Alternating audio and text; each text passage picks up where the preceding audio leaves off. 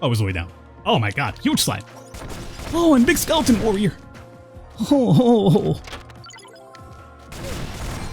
Yeah, alright everybody, welcome to the Indie Showcase with the Birdman. I am said Birdman. This here is, I'm not sure if I even pronounced it well last time, but Astlibra. I'm gonna try to pronounce that T a little bit extra hard, otherwise it comes out like, you know, the old booty Libra. That said, this is gonna be a DLC that just recently released. It's a complete side story that you could actually play at any point. You could actually even play this before you play the actual main campaign itself. You might want to do that considering the main campaign is extremely long with a lot of things to do. It's a great story. If you guys didn't check out my video on that one, I have a little link for you in the upper right corner if you want to check that out. I haven't played through it just yet myself. I plan to, as a matter of fact. Perfect little Steam Deck game, I would say. But this came out around the time I finally put eyes on it, and I wanted to cover this and show it off to you. It's a complete side story. It does take place during the events of Astlibra, the main base game. It's not going to spoil too much for you though, so you don't have to worry too much about that. There's things going on though in the world as you play in this DLC, however, as a side character altogether. So do indeed keep that in mind. Bars, pubs, taverns, whatever you want to call them, they're a place where information tends to gather. Taking advantage of this, lots of bars started setting up jack-of-all-trades groups as a side business. They would help people find lost objects or assist in resolving small conflicts. These groups weren't picky about their jobs. For exterminating dangerous demons to simple, menial chores, they would take them all on. As people gained more respect for these groups, these hard workers would take on any request. They began to call them guilds. However, what would happen if these people that took care of these quests suddenly didn't come back? That's going to be the main premise here. I'm only prefacing it because I'm not sure how long this intro is, but the main game itself, there's like a half-hour intro where you don't do anything but just read, which is a really good story, but for the purpose of a video, it's a little bit difficult to sit through and show off gameplay. In this town, the people of the guild are considered heroes. Their skills at dispatching demons is high enough that their name has spread to other lands. It's even rumored that they've saved several countries, but above all else, they've gained the full trust of the people. Their presence is a light that shines over the town.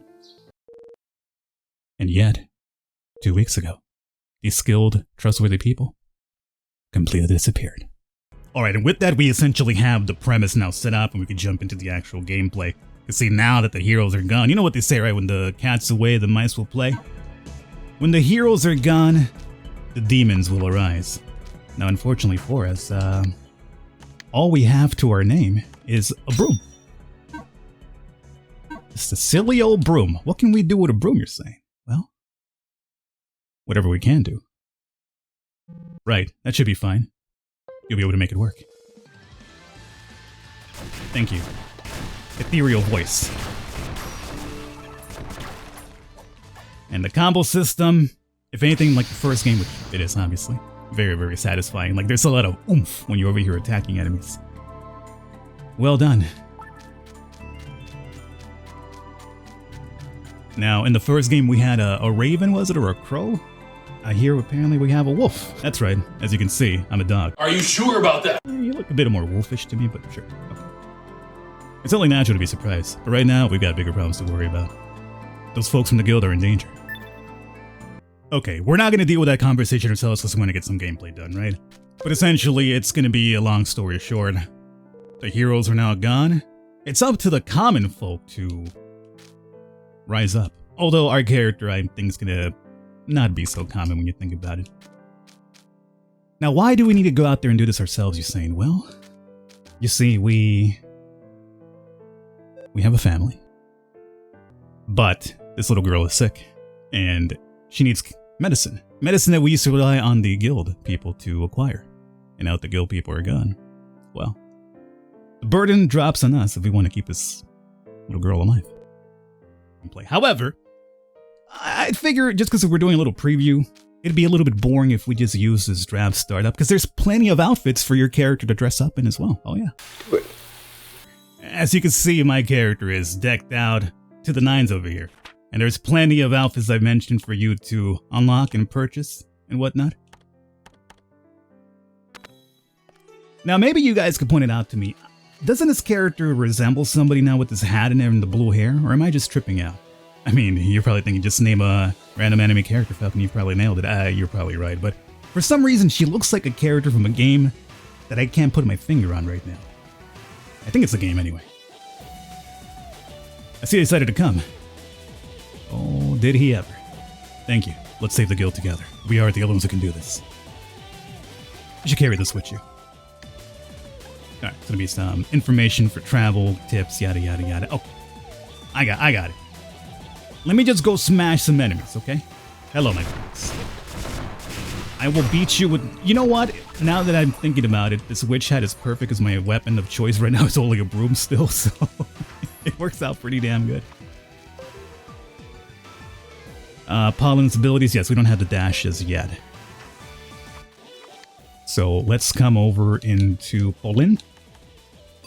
Make sure that we equip dash, and magical vision allows you to see the remaining HP of the enemies. Yes. There we go.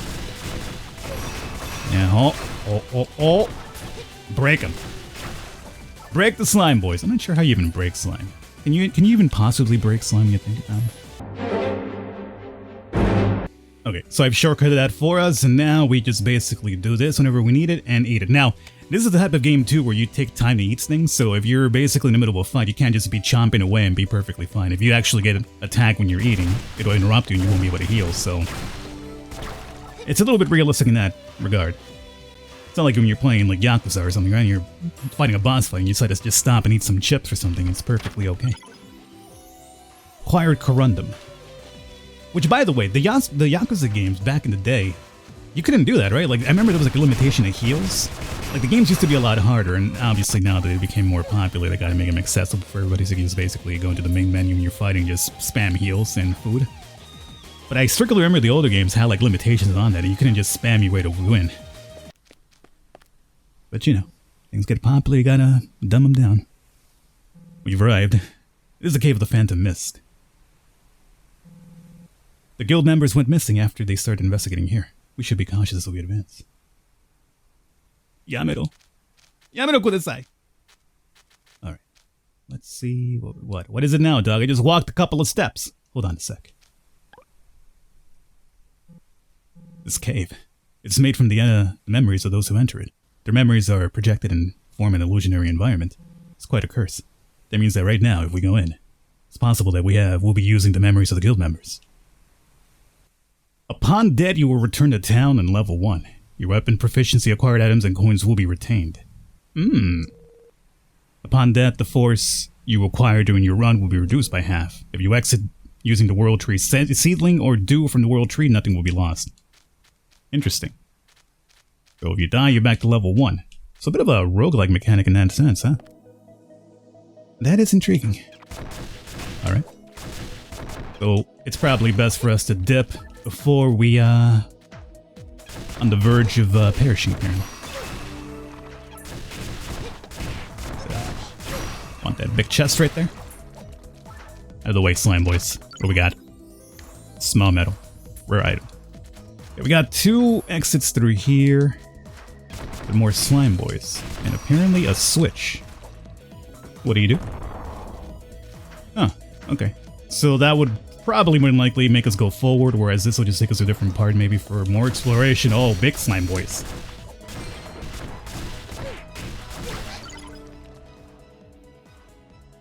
Pollen apparently leveled, or at least learned a skill. Pollen's nose. Right. Wonder if that makes some, like, find random items for you on the map. Pollen? Master Weapon. Display a map of your surroundings while inside the Cave of Phantom Mist. Also displays a number of chests in the current screen. Oh, okay. We don't have enough for that just yet, so we'd have to remove... I guess I could remove... Third Eye Magical Vision for now. Just for Pollen's nose. And hopefully once we level up, we could activate those again. Oh yeah, we have a little map down there. Yeah, that's actually a bit more useful. Alright, let's go on down. Next floor. Page 1, 2. Mining. We can't mine just yet. We have to buy the proper tools back in town for them. We do have the exit to the next room if we need it. Now, I wonder if I have any extra heals now at this point. Let's see. How much would the egg heal me? 20. I'd rather just save them. But at least I do know we could kind of just use them on the farm. Undo it, big slime. Undo it. He's gonna break apart. Try to catch him with that touch damage. Yeah, I see what he's playing now. Getting some wooden arrows. We don't have a bow, but as I recall from the base game when I did the video on that one, you could actually just literally toss the arrow with your hand if you aim it properly. At least to hit certain parts where you need to like maybe trigger puzzle pieces or puzzle parts on the map. I can't see it being like a properly decent weapon, you know, for damage if you're just literally throwing an arrow at somebody with your hand. A certain type of force and velocity might be required for that, you know. Let's see. Check out what we got here. Ooh. Lucky. You found the goddess goblets. That's what she said. Well, I definitely want this. Oh, we don't have enough coin, no. Not so lucky. Damn. This would have basically activated our HP again. Not so lucky.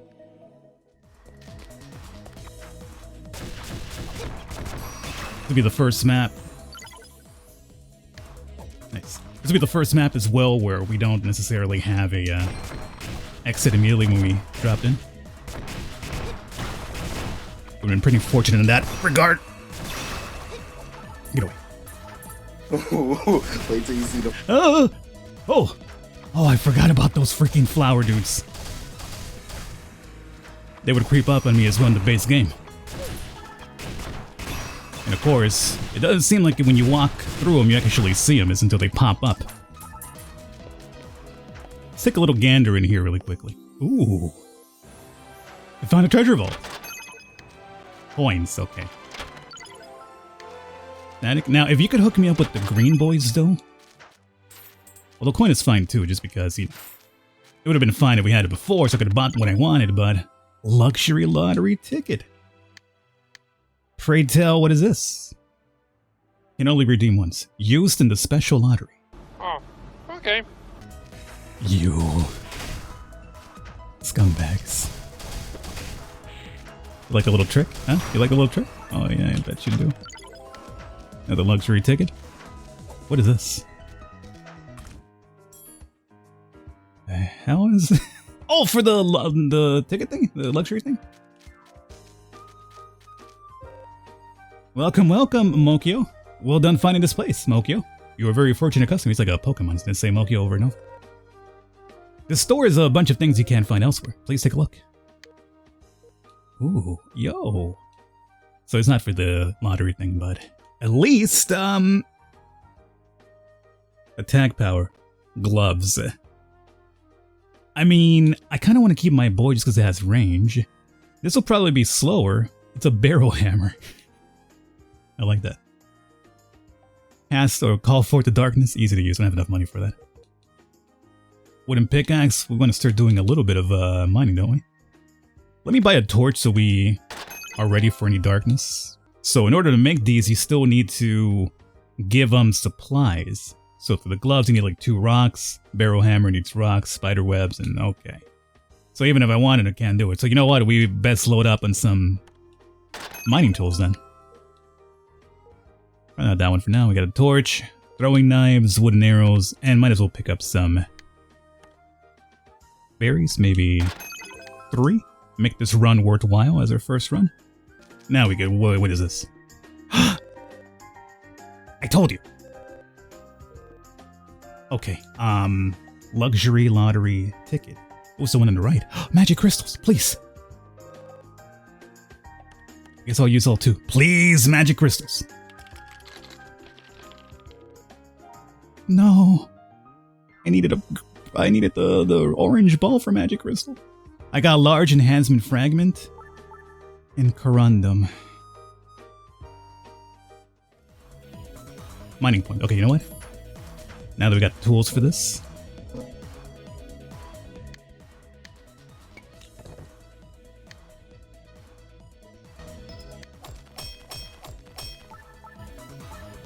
Well, we can now make the gloves if we want to. Should we try it? You know what? I mean, I like the fact that we have range with the broom, but let's just switch it up a little bit, you know? Oh, okay. It doesn't have quite the range, sure. Ah! Yo, get away from it. But it's still comical, you know what? I'm in it for the comedy. Got a refining kit. Ooh. Now that sounds a little bit rare to me. Good mind there. And watch out, because there's always these freaking little flower dudes waiting to ambush me and scare the bejesus out of me. Should we mine here? I guess. So it's one, yeah, I forgot, it's basically one tool per mine. So we need to add nice little hefty supplies for this to continue mining stones. Ah, no, I saw it this time.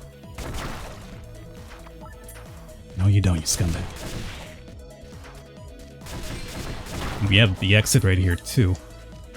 So more than likely, we're looking at 110 for the boss fight, then, huh? 1.5 did not produce. Oh. You touch the halfway ball. Next time, you'll be able to start from the stadium's halfway point. Oh, okay. Nice. So basically checkpoints, so you don't necessarily have to do the biomes all over again. And we got a new style as well, Magician. Right now I have Explorer equipped. And, oh, I can't make it back up. Well, like I see like an opening over. Is there like a way to dip out if I wanted to? Well, keep going forward. Oh. And here we go. Oh, goodness. Ow, ow, ow. Okay. Okay. To be honest with you, I only fought slimes in the base game for the video, so, first time, okay, hey. This is quite the step up from the other, slime boys. Let's drop this really quickly. I gotta be more careful now. I need more abilities, like a parry, a heavy attack, some combinations. These guys are taking forever to kill, man. Can't launch.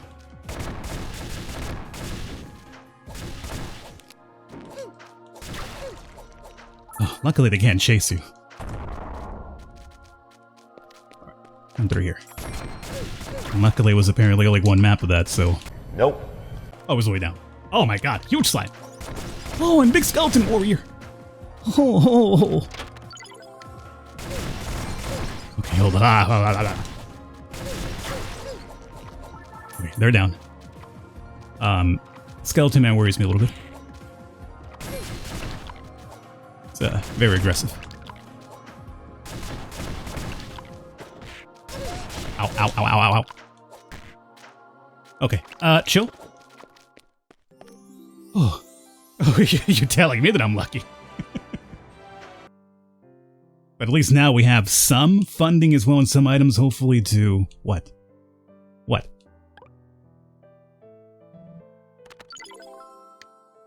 Oh, well, that's nice. It could have been useful for the first run.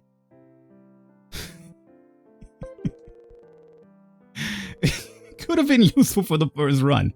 Yeah, a little shield, you know, a little protection. Cool. No, I already bought the map. That big comical boxing glove. Yeah, that's what we got. You absolute scumbag. Could have been nice. Could have been nice. Little blocking could have been nice.